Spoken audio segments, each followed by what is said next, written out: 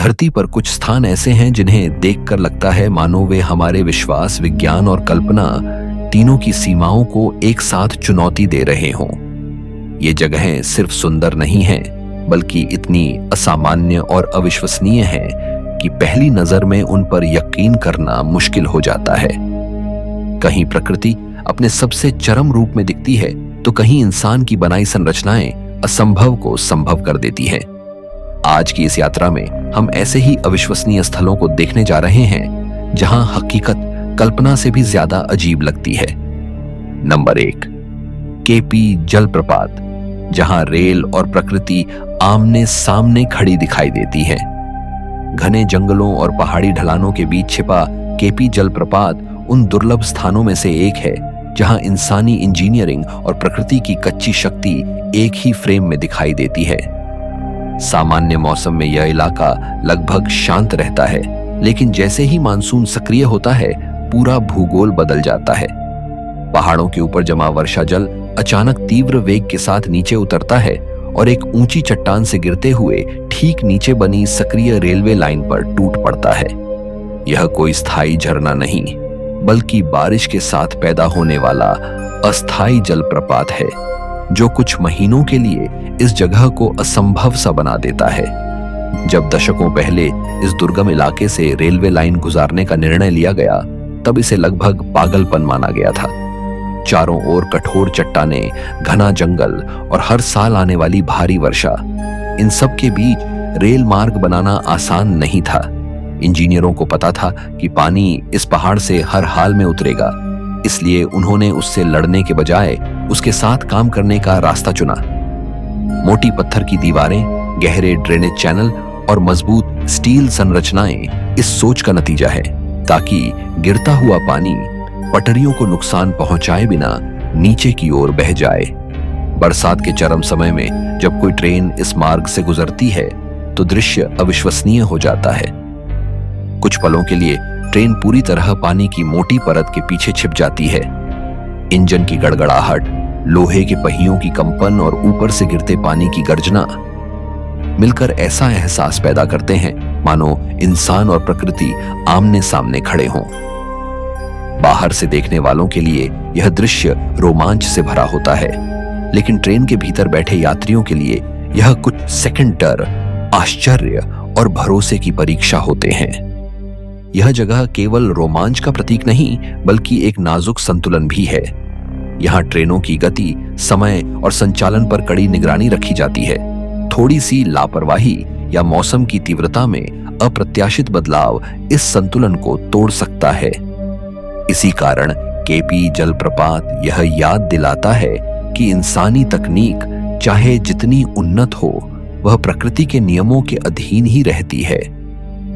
KP जलप्रपात का असली संदेश यही है कि विकास हमेशा समतल और सुरक्षित रास्तों से नहीं गुजरता। कभी कभी वह ऐसे स्थानों से होकर निकलता है जहां हर दिन जोखिम मौजूद होता है। यह स्थान दिखाता है कि सही योजना, सटीक गणना और प्रकृति की समझ के साथ इंसान सबसे कठिन भूगोल में भी रास्ता बना सकता है। लेकिन अंतिम नियंत्रण हमेशा पहाड़, पानी और मौसम के हाथ में ही रहता है। नंबर 2, सेडा स्काई बरियल प्लेटफॉर्म, जहां मृत्यु को छिपाया नहीं, स्वीकार किया जाता है। तिब्बती पठार की ऊंचाइयों पर स्थित सेडा स्काई बरियल प्लेटफॉर्म दुनिया की उन गिनी चुनी जगहों में से है जहां मृत्यु को भय या अंत के रूप में नहीं, बल्कि एक प्राकृतिक प्रक्रिया के रूप में देखा जाता है। समुद्र तल से 13,000 फीट से भी अधिक ऊंचाई पर फैला यह खुला मैदान पत्थरों, तेज हवाओं और अनंत आकाश से घिरा हुआ है। यहाँ न पेड़ हैं, न इमारतें, सिर्फ की खुलापन और सन्नाटा। इसी खुले वातावरण में सदियों से एक ऐसी परंपरा निभाई जा रही है जो आधुनिक दुनिया को असहज कर देती है, लेकिन स्थानीय संस्कृति के लिए पूरी तरह स्वाभाविक है। सेडा में मृत शरीर को जमीन में दफनाया या आग में जलाया नहीं जाता। उसे खुले आकाश के नीचे पक्षियों को अर्पित किया जाता है। इस परंपरा के पीछे सोच ये है कि शरीर मृत्यु के बाद केवल एक खाली खोल रह जाता है। आत्मा उससे अलग हो चुकी होती है, इसलिए देह को प्रकृति को लौटा देना अंतिम दान माना जाता है। यहां मृत्यु को छुपाने या सजाने की कोई कोशिश नहीं की जाती। सब कुछ शांत, सरल और स्पष्ट होता है। जब यह अनुष्ठान होने वाला होता है तो आसमान में पहले से ही गिद्ध मंडराने लगते हैं। यह कोई संयोग नहीं, बल्कि पीढ़ियों से बना एक पारिस्थितिक संतुलन है। पक्षी जानते हैं कि यहां उन्हें भोजन मिलेगा और इंसान जानते हैं कि प्रकृति अपना काम करेगी। चारों ओर हवा की आवाज, पत्थरों की ठंडक और पंखों की फड़फड़ाहट एक ऐसा माहौल बनाती है जहां शब्द बेकार हो जाते हैं। आधुनिक समाज में मृत्यु को अक्सर अस्पतालों, दीवारों और पर्दों के पीछे छुपा दिया जाता है। सेडा इस सोच को पूरी तरह उलट देता है। यह मृत्यु जीवन से अलग नहीं, बल्कि उसी का अगला चरण है। यह स्थान याद दिलाता है कि इंसान प्रकृति से अलग नहीं है, बल्कि उसी चक्र का हिस्सा है।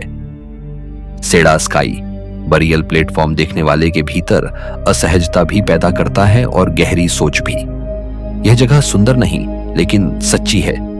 यहां कोई दिखावा नहीं, कोई नाटकीयता नहीं, सिर्फ जीवन और मृत्यु की सीधी स्वीकृति है। सेडा हमें यह एहसास कराता है कि कुछ संस्कृतियों में मृत्यु अंत नहीं, बल्कि वापसी है, धरती, आकाश और उस व्यवस्था की ओर जिससे जीवन शुरू हुआ था। नंबर 3, वांगशियन वैली, पहाड़ से चिपका इंसानों का असंभव संसार। चीन के पूर्वी पहाड़ी क्षेत्र में गहराई से छिपी वांगशियन वैली पहली नजर में किसी कल्पना लोक जैसी लगती है, लेकिन यह पूरी तरह वास्तविक है।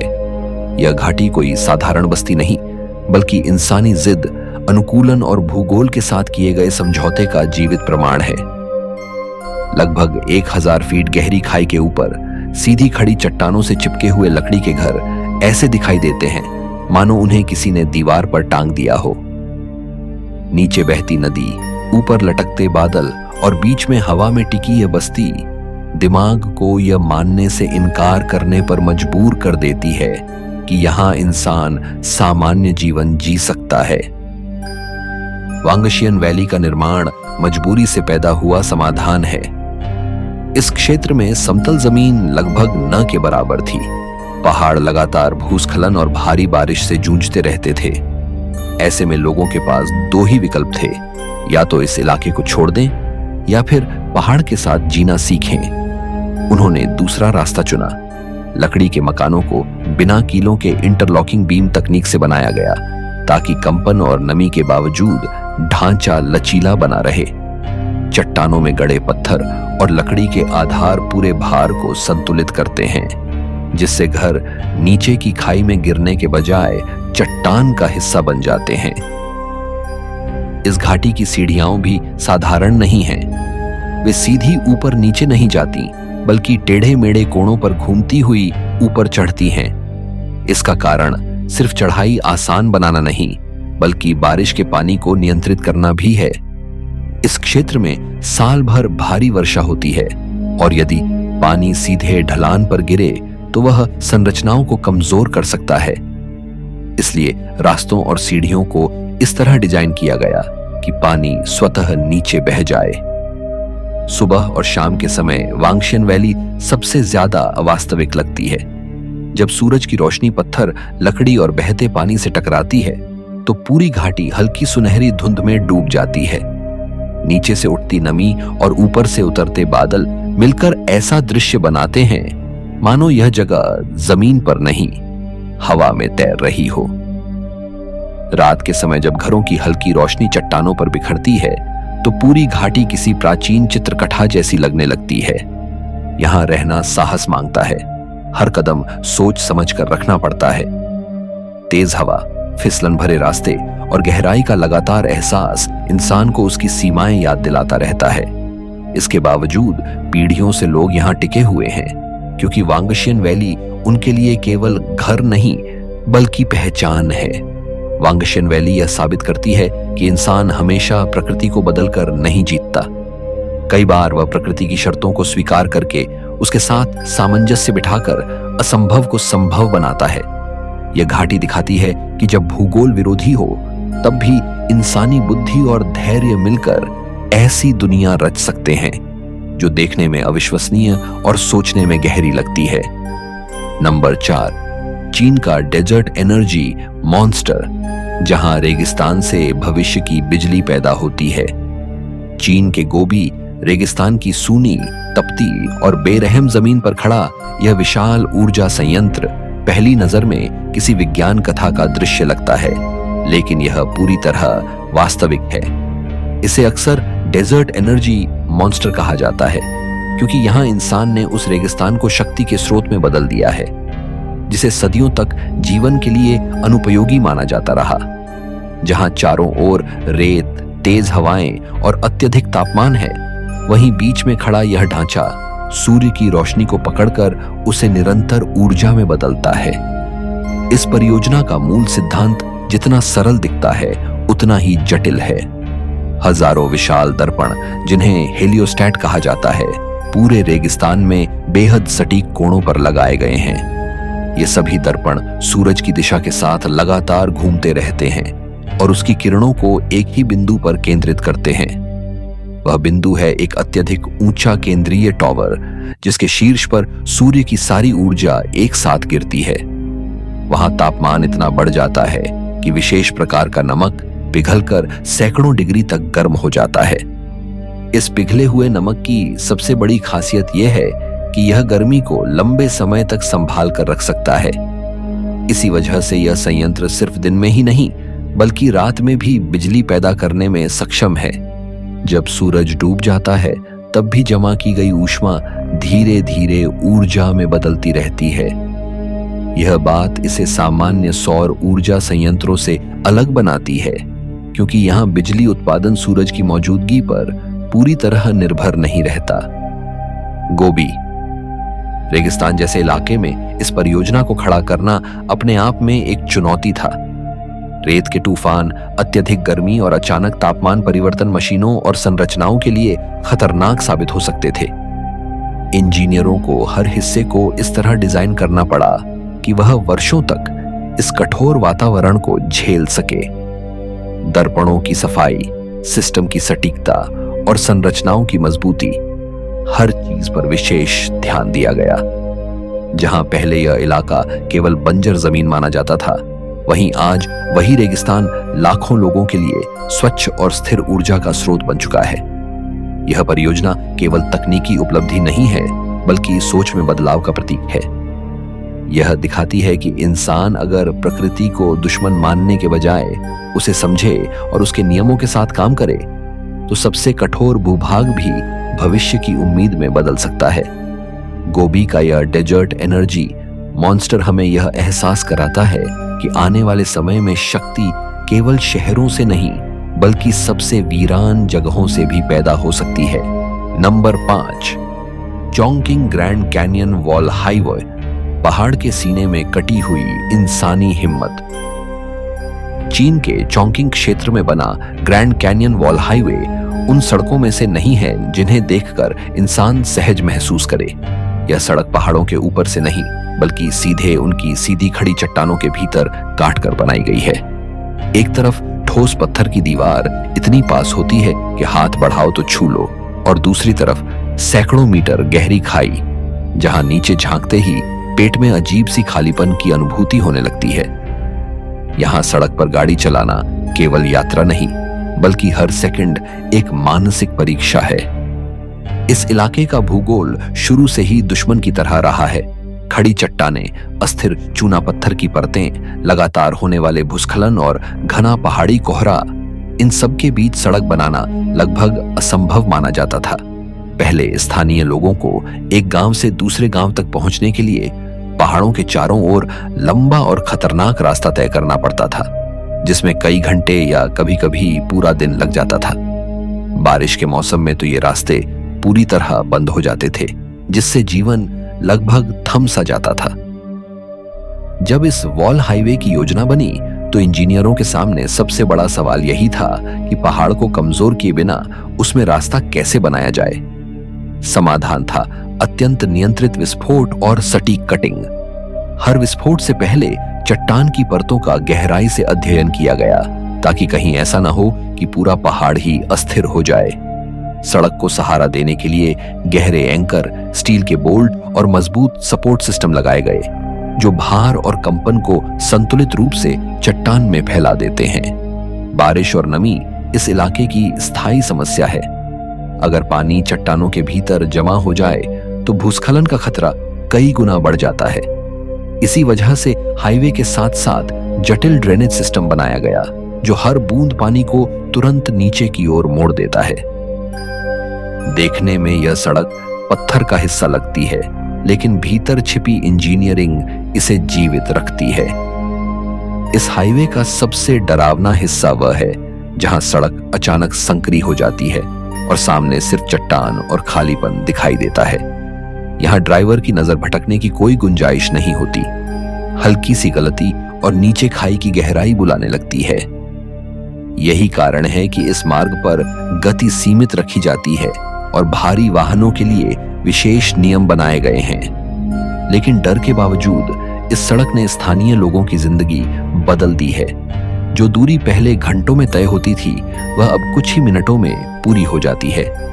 आपातकालीन सेवाएं, व्यापार और दैनिक आवाजाही सब कुछ आसान हो गया है।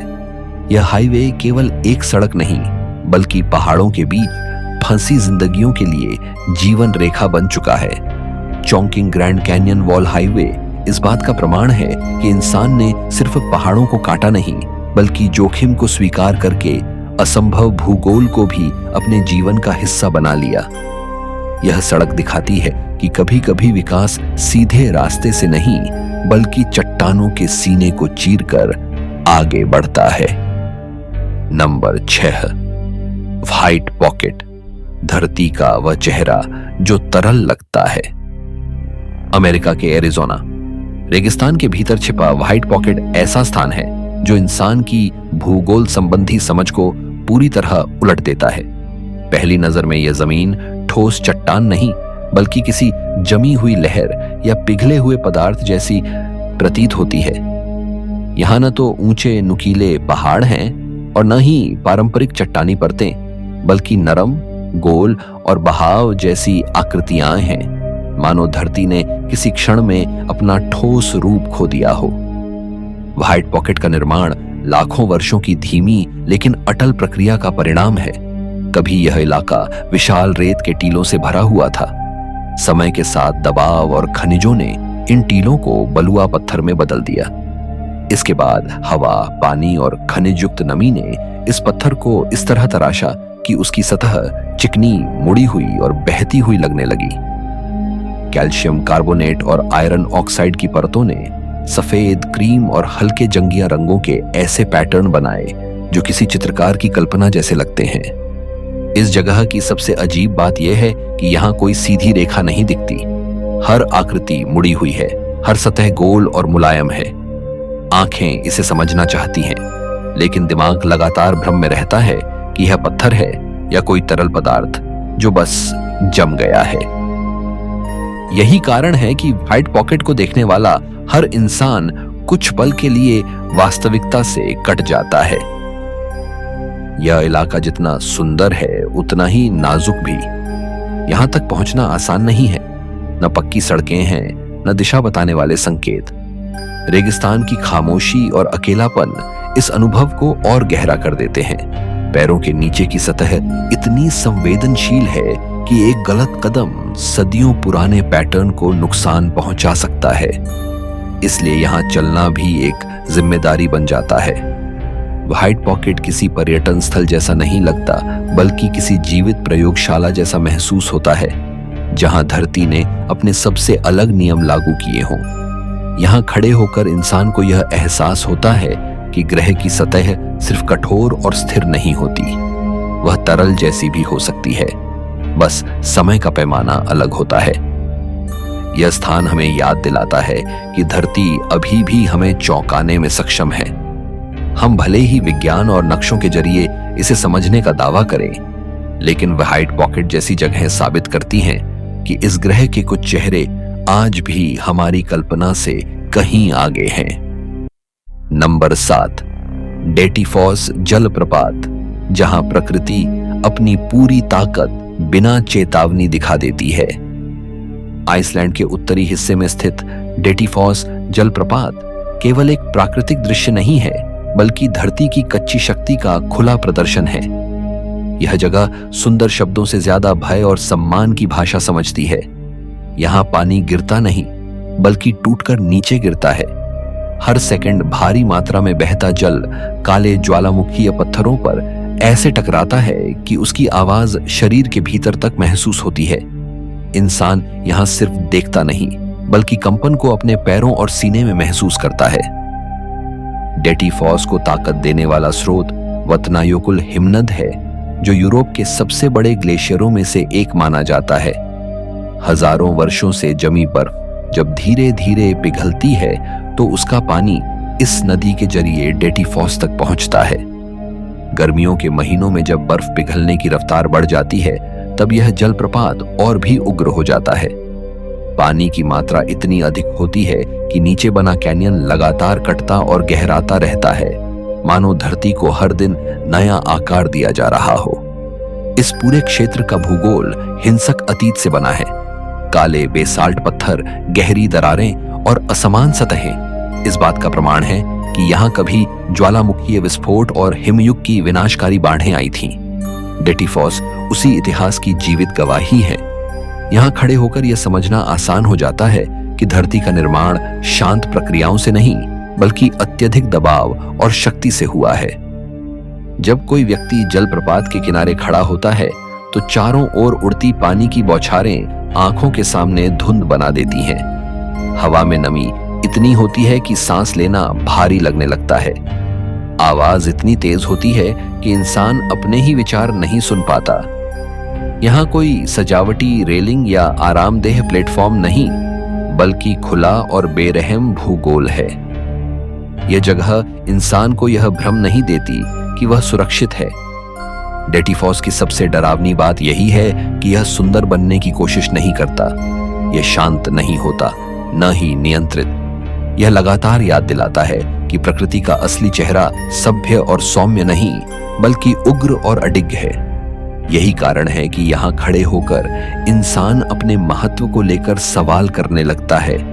तकनीक, शहर और नियंत्रण की सारी धारणाएं इस शोर में कहीं खो जाती हैं। डेटिफॉस केवल एक जलप्रपात नहीं, बल्कि चेतावनी है।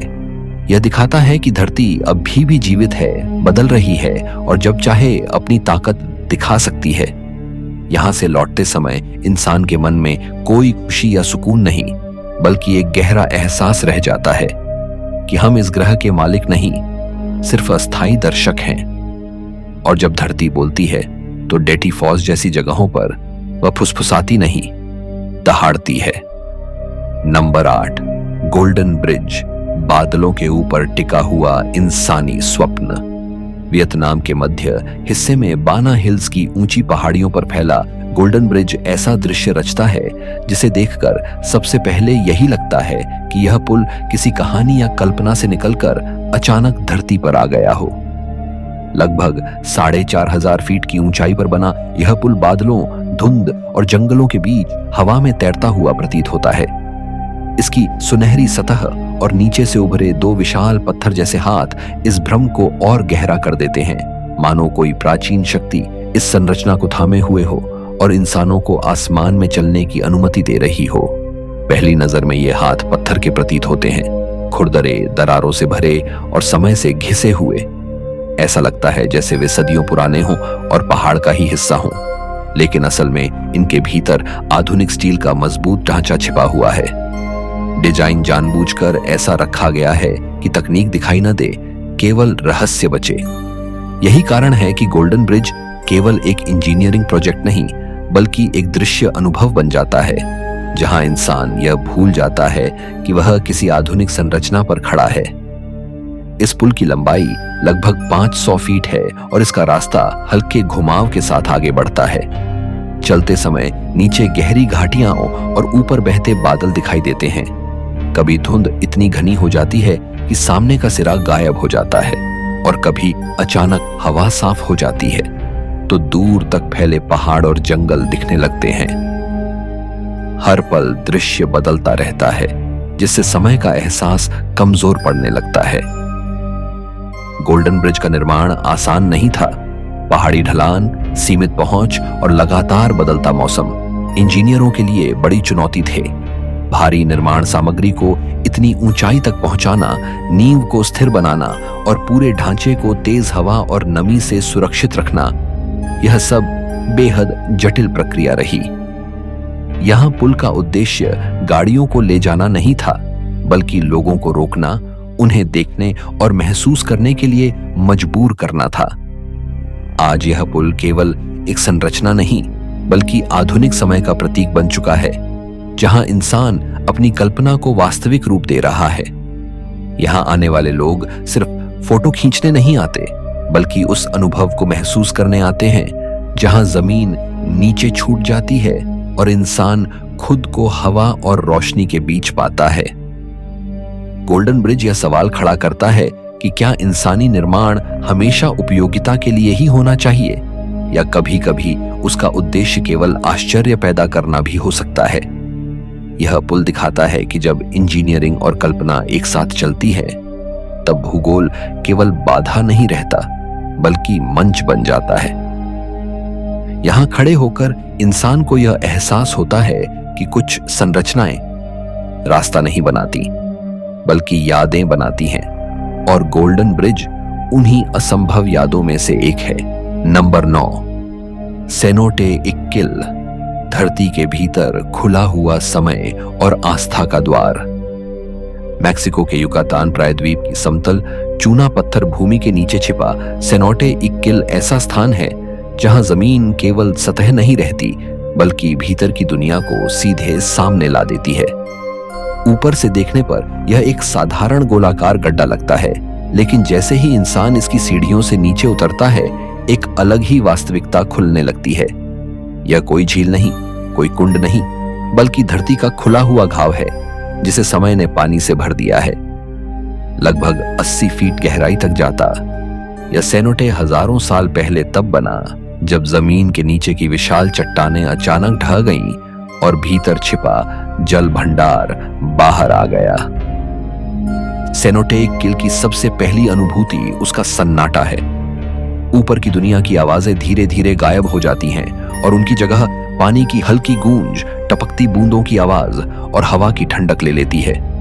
चारों ओर की ऊंची दीवारों से लंबी लंबी बेलें नीचे की ओर लटकती हैं, जैसे धरती खुद अपने भीतर झांक रही हो।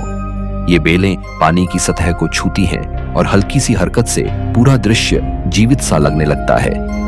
ऊपर से आती रोशनी सीधे पानी पर गिरती है, जिससे उसका रंग गहरा नीला, हरा और कभी-कभी लगभग काला दिखाई देता है।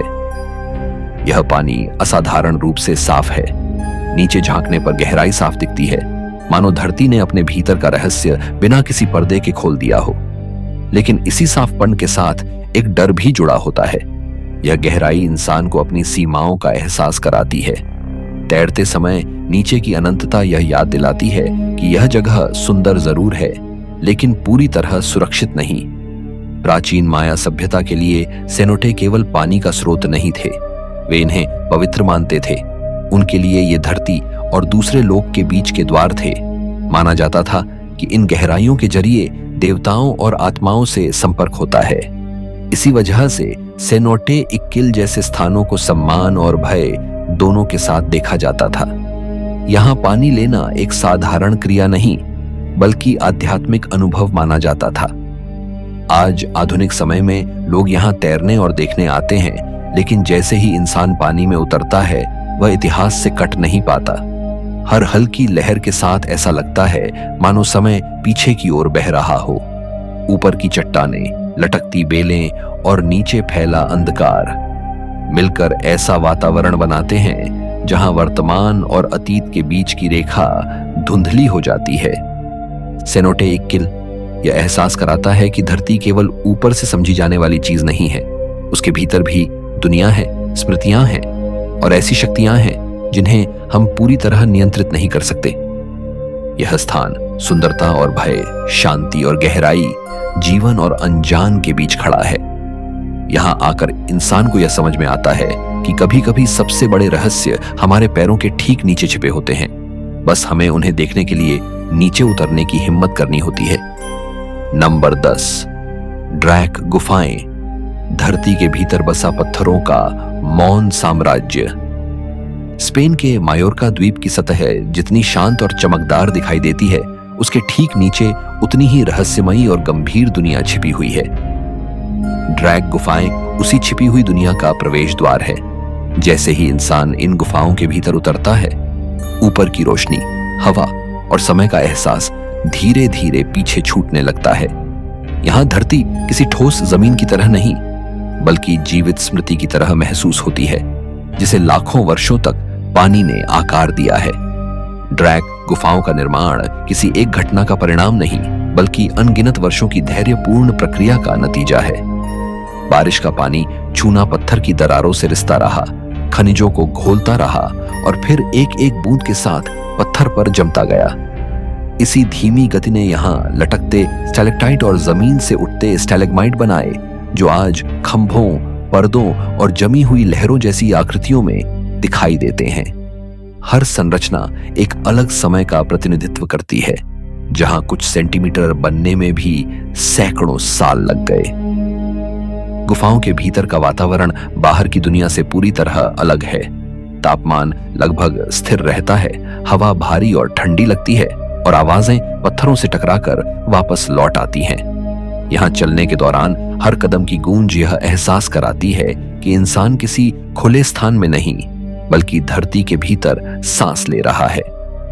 रोशनी सीमित है और जैसे जैसे आंखें अंधेरे की आदी होती जाती हैं, वैसे वैसे आकृतियां और भी गहरी और रहस्यमयी लगने लगती हैं। ड्रैक गुफाओं का सबसे अविश्वसनीय हिस्सा है लेक मार्टेल। यह दुनिया की सबसे बड़ी भूमिगत झीलों में से एक मानी जाती है। लगभग 500 फीट लंबी यह झील इतनी शांत होती है कि उसकी सतह किसी दर्पण की तरह आसपास की चट्टानों को प्रतिबिंबित करती है। जब नाव धीरे धीरे इस झील पर आगे बढ़ती है, तो पानी की हल्की सी हलचल भी पूरी गुफा में गूंज बनकर फैल जाती है। इस क्षण में ऐसा लगता है मानो समय रुक गया हो और इंसान किसी ऐसे संसार में पहुंच गया हो जहां शोर, जल्दबाजी और बाहरी दुनिया का कोई अस्तित्व नहीं है। यह झील केवल सुंदर नहीं, बल्कि असहज भी है। इसकी गहराई और सन्नाटा इंसान को यह याद दिलाता है कि धरती के भीतर की दुनिया हमेशा नियंत्रण में नहीं होती। यहाँ हर चीज स्थिर दिखती है, लेकिन असल में यह लगातार बदल रही है, बस इतनी धीमी गति से कि इंसानी जीवन के पैमाने पर वह परिवर्तन दिखाई नहीं देता। ड्रैक गुफाएं यह समझने का अवसर देती हैं कि धरती का असली रूप केवल पहाड़ों, जंगलों और समुद्रों तक सीमित नहीं है।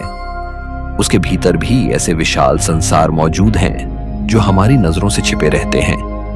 ये जगह इंसान को उसकी जल्दबाजी से बाहर निकालती है और यह एहसास कराती है कि कुछ रचनाएं इतनी धीमी गति से बनती हैं कि उन्हें देखने के लिए केवल आंखें नहीं, धैर्य और मौन भी चाहिए। ड्रैक गुफाओं से बाहर निकलते समय ऊपर की रोशनी अलग सी लगने लगती है। ऐसा महसूस होता है मानो इंसान किसी और युग से लौट कर आया हो। यह स्थान याद दिलाता है कि धरती के सबसे गहरे रहस्य अक्सर शोर में नहीं, बल्कि पूरी खामोशी में छिपे होते हैं। नंबर 11, चॉकलेट हिल्स, धरती द्वारा रची गई रहस्यमयी ज्यामिति। फिलीपींस के बोहोल द्वीप के मध्य हिस्से में फैली चॉकलेट हिल्स ऐसी जगह है जहां प्रकृति किसी कलाकार या गणितज्ञ की तरह व्यवहार करती दिखाई देती है। दूर से देखने पर यह इलाका किसी विशाल पैटर्न वाली सतह जैसा लगता है, मानो किसी ने धरती पर एक ही आकार की सैकड़ों आकृतियां सावधानी से सजा दी हों। 1000 से अधिक शंकु जैसी पहाड़ियां लगभग एक सी ऊंचाई और आकार में फैली हुई इंसानी दिमाग को लगातार यह सवाल पूछने पर मजबूर करती हैं कि क्या यह सब सचमुच प्राकृतिक है। इन पहाड़ियों की सबसे अनोखी बात उनका मौसम के साथ बदलता रूप है। बरसात के महीनों में जब घास हरी हो जाती है, तब यह इलाका एक साधारण पहाड़ी मैदान जैसा दिखता है, लेकिन जैसे ही सूखा मौसम आता है, घास मुरझा जाती है और पूरी घाटी गहरे भूरे रंग में बदल जाती है। यही वह समय होता है जब ये पहाड़ियां चॉकलेट के ढेर जैसी दिखने लगती हैं और तभी इन्हें चॉकलेट हिल्स नाम मिला। यह रंग परिवर्तन अचानक नहीं बल्कि धीरे धीरे होता है, जैसे धरती खुद अपने कपड़े बदल रही हो। वैज्ञानिक दृष्टि से इन पहाड़ियों की उत्पत्ति लाखों वर्षों पुराने समुद्री इतिहास से जुड़ी मानी जाती है। कभी यह पूरा क्षेत्र समुद्र के नीचे था, जहां कोरल और समुद्री जीवों की परतें जमा होती रहीं। समय के साथ टेक्टोनिक गतिविधियों ने इन परतों को ऊपर उठा दिया और फिर हवा तथा बारिश ने उन्हें घिस-घिस कर आज के इस अजीब आकार में ढाल दिया। यह प्रक्रिया इतनी लंबी और धीमी थी कि इंसानी समय सीमा में इसे समझना कठिन हो जाता है। लेकिन स्थानीय लोक कथाएं विज्ञान से अलग कहानी सुनाती हैं। कुछ कथाओं में कहा जाता है कि एक विशालकाय प्राणी अपने प्रेम के वियोग में इतना रोया कि उसके आंसू पत्थर बन गए। किसी और कथा में दो दैत्यों की लड़ाई के बाद गिरे पत्थरों को इन पहाड़ियों का कारण बताया जाता है। ये कहानियां भले ही वैज्ञानिक न हों, लेकिन वे इस जगह के रहस्य को और गहरा बना देती हैं। चॉकलेट हिल्स के बीच खड़े होकर एक अजीब सा सन्नाटा महसूस होता है। न यहाँ ऊंची चोटियां हैं, न गहरी घाटियां, बस एक के बाद एक उभरी हुई आकृतियां जो आंखों को भ्रमित करती हैं। यह सन्नाटा शोर की कमी नहीं, बल्कि दोहराव की शक्ति से पैदा होता है। हर दिशा में वही आकार, वही ढलान, वही रंग। दिमाग पैटर्न पहचानता है, लेकिन उसका कारण नहीं समझ पाता। यह स्थान केवल देखने के लिए नहीं, सोचने के लिए भी मजबूर करता है। क्या प्रकृति सचमुच अराजक होती है, या कभी-कभी वह इतनी सटीक हो जाती है कि इंसानी डिजाइन से भी अधिक व्यवस्थित लगने लगे? चॉकलेट हिल्स इस सवाल का जवाब नहीं देती, बल्कि उसे और मजबूत करती हैं। शाम के समय जब सूरज ढलता है तो इन पहाड़ियों की छाया लंबी होकर एक दूसरे में घुलने लगती है। रोशनी और अंधेरे का यह खेल पूरे परिदृश्य को और भी अवास्तविक बना देता है। उस क्षण यह जगह किसी नक्शे या तस्वीर जैसी नहीं लगती, बल्कि किसी ऐसी दुनिया जैसी प्रतीत होती है जो हमारे तर्क से थोड़ी दूर है। चॉकलेट हिल्स हमें यह एहसास कराती है कि धरती केवल ऊंचाई और गहराई का खेल नहीं, बल्कि आकार, धैर्य और समय की कहानी भी है। यहां खड़े होकर इंसान समझता है कि कुछ रहस्य इसीलिए सुंदर होते हैं क्योंकि वे पूरी तरह समझ में नहीं आते।